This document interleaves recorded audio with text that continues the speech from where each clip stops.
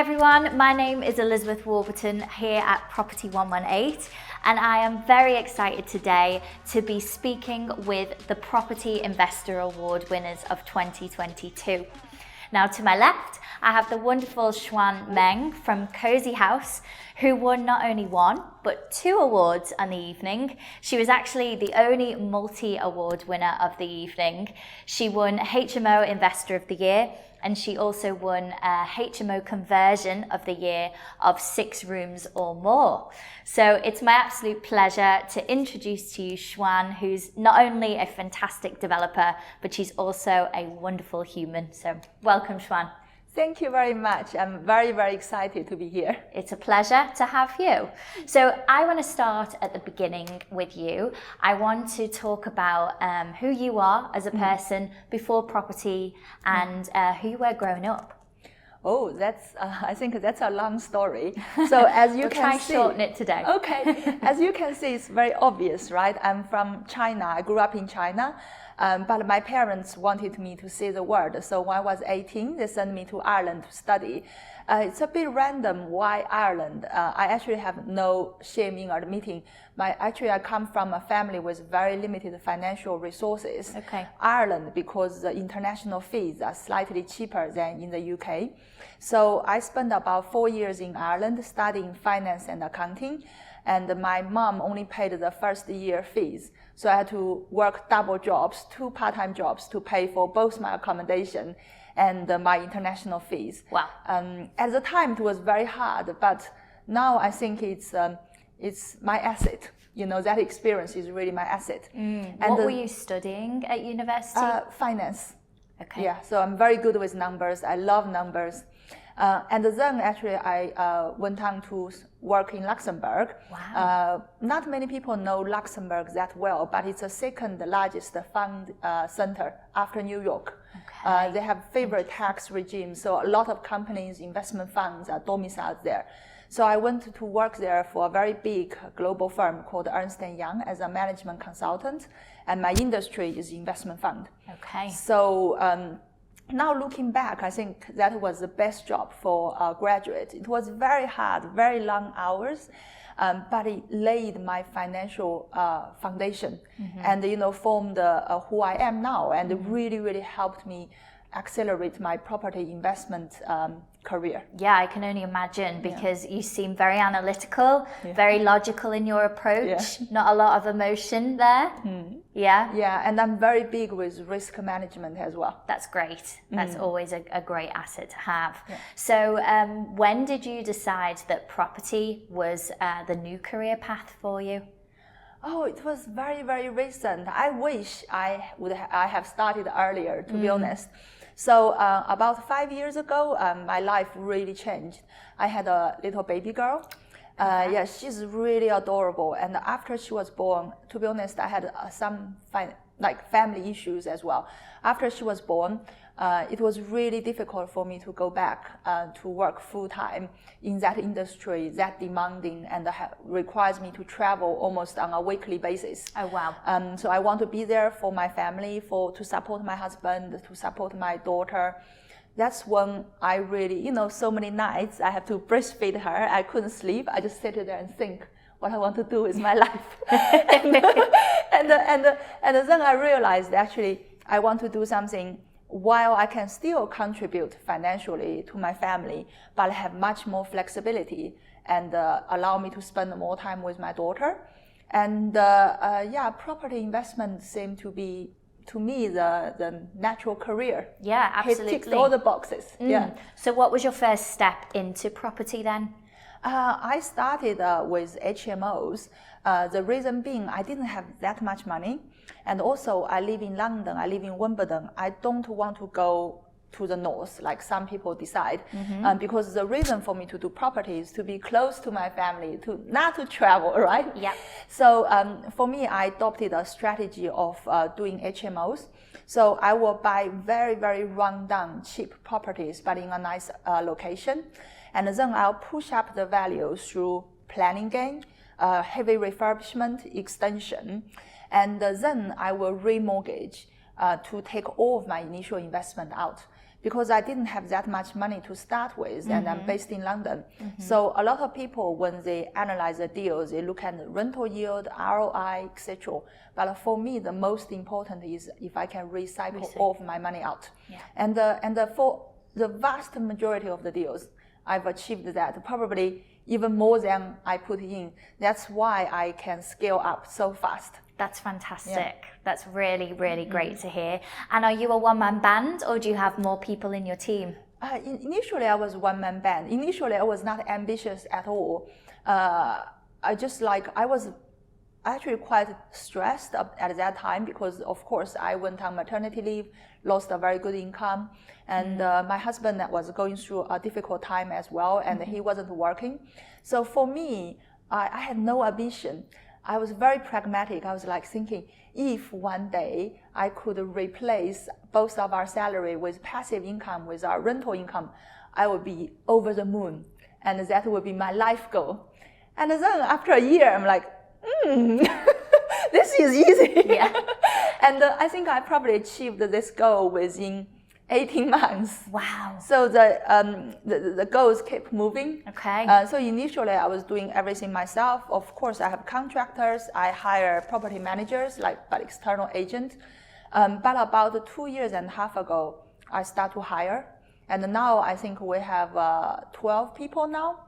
3 in London and actually 9 in the Philippines. Okay, so you have a solid team behind you now. Yeah. That's fantastic. Okay, let's talk then about the deals that you've won your awards for.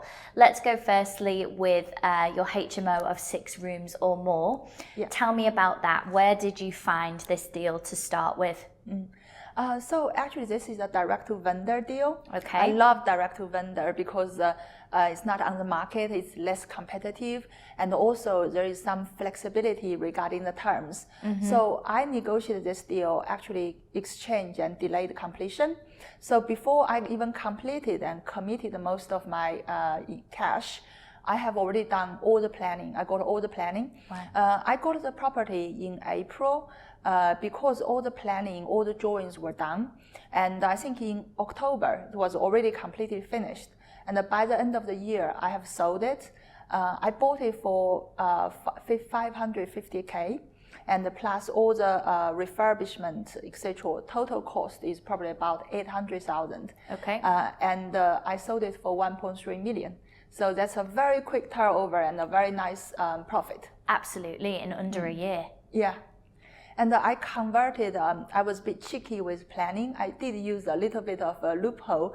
So I converted a house into 2 flats, and then each flat into a 6-bedroom HMO. Oh, wow. So the house is big enough to be a 12-bed HMO, but you know, councils sometimes they don't like large HMOs, and 12 is a big number. If I would have applied for full planning, it's a very risky process. I may or may not get it. But instead of going from A to C, I went from A to 2 flats B, and then circle around back to C. Wow. So I got what I want in the end. Fantastic little tip for everyone there. That's brilliant. Where did you learn that? I can't even remember. I love planning. Okay. So planning, I talked about my background is finance, and I'm a very good, I'm book smart, okay. you know, with paperwork and stuff.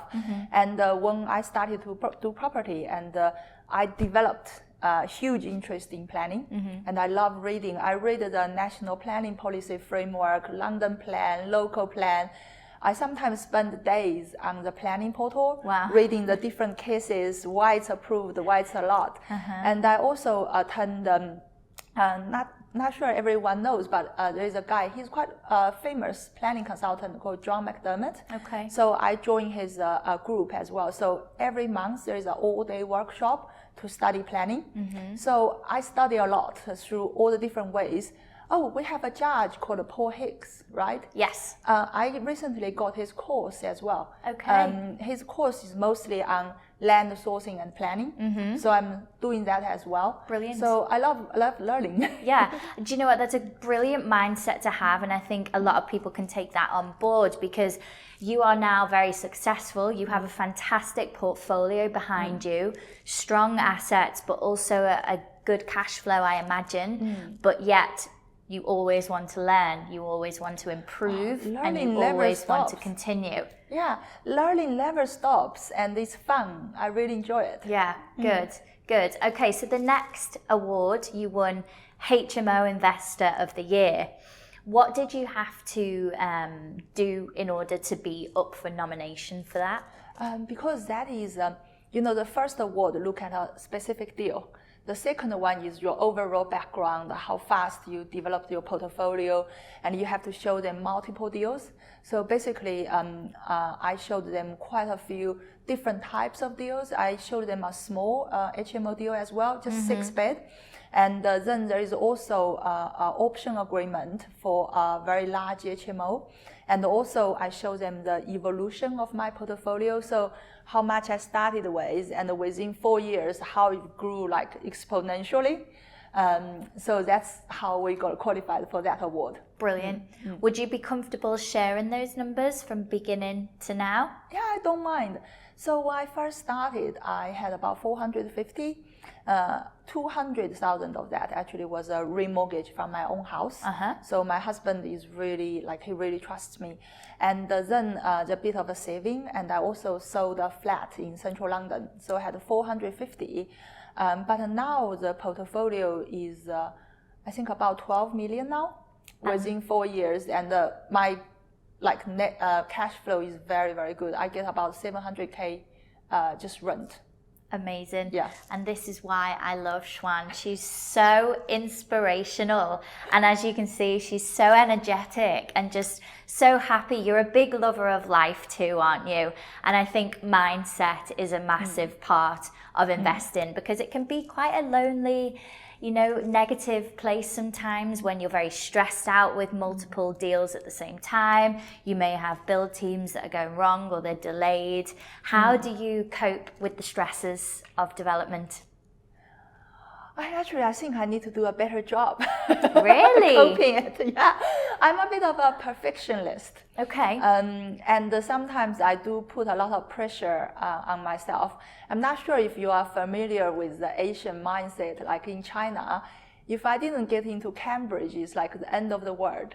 Really? Like I got a 95 out of 100. My mom looked at me. What happened to the other 5? Oh, wow. Okay. And I internalized some of the voices, which is very good. That's why I do very good deals. But I do think I should learn to chill a little bit more. Okay. All right. Yeah, but I do have, but what really helped me manage my stress is I have an important tool I would like to share with everyone. I do my cash flow rigorously. Right. My financial controller every month, because I have multiple accounts, multiple companies, map out all the cash flow, outflow, inflow, and I forecast the next 5 years. Wow. Of course, I don't know exactly what will happen in 5 years' time, but at least I know what is my projected rental coming in. And as we approach that date, every day, if I decide, for example, I'm going to buy a property, and then it's likely to complete in 3 months' time, and that number goes into the cash flow forecast straight away. So I know exactly how much money I'll have in 5 months' time, 6 months' time, 9 months' time. Wow. That really helps. Yeah, and I believe it's important to have a cash buffer as well. Yeah, yeah, and that's something that you have, I presume. Yeah. So what are you working on at the moment? Do you have anything in the pipeline? Oh, I'm working on 6 different projects at the moment. Okay. So I'm working on a property in Sutton, which I'm planning to turn into an 8-bedroom HMO. I've just bought a property in Warburton, where the main house will be a small HMO, but there's a side plot. I'm going to get another house. And there is another property in Warburton. It's a very high value area, so definitely not HMO, just a very high-end family home. But again, there is a side plot, so another house. And I'm renovating a very high-end house in Warburton village as well. So it's originally 120, but I got a planning to extend it to 240. Wow, it's a double. Yeah, so those are the types of projects I am doing. Actually, the size is not absolutely massive, but I'm very pragmatic. I look at the profit. Sometimes the the profit from extending a house in a very high value area, it's the same as if you do a 20 flat scheme somewhere else. Yeah, absolutely. Absolutely. Yeah. That sounds incredible. 6 units. I know. Is there anything that you would like to give advice for somebody listening who may be just starting out their property journey? Anything that you'd like to say to them in terms of how you started, what you would do differently, or anything that you would do the same? I would probably have invested a bit more in training. Okay. At that time, I didn't have that much money, and I was trying to budget it, planning it. So I tried to learn a lot of things by myself, which I succeeded in the end, but it has taken some time. Yeah. I feel like if I have done a very good mastermind course and stuff, it's not cheap, but I would have scaled up even faster. And nowadays, I think nothing is more valuable than knowledge. I would pay for that. Brilliant. Yeah, okay. So never stop training as well, learning. Great advice. And what about the UK Property Investor Awards? What's been your experience and your take on that since you've become multiple award winner? Has it been a positive thing for you and your business? Yeah, of course. I've added that little banner onto my email. Yeah. So it just gives you credibility. And also allow you to access a lot of resources and people. And a lot of the other winners actually have become my friend. Like Sif, we actually had Zoom meetings. We even went out and just exchange ideas. And I really, really love the industry I am in. Because we are competitors, but does not feel like competitors. Yesterday, actually, Max Scott, I had a 1-hour meeting with him on Zoom, and we just share everything, what I do, what he does. We shared very openly, asked each other questions. I learned so much from him, and I think he's learned from me. And we've set up, he's taking me out for dinner in Brighton in 6 months' time. And then we'll compare notes again. Yeah, and see where you are in 6 months. Yeah. Oh, that's fantastic. Well, thank you so much for taking the time to chat to us today. You're a huge inspiration. She's an absolute powerhouse of a woman. And all the best. And I hope everything goes from strength to strength. I have no doubt that it will. Thank you very much. I'll see you next year. Thank you. Yes, we will. Yeah.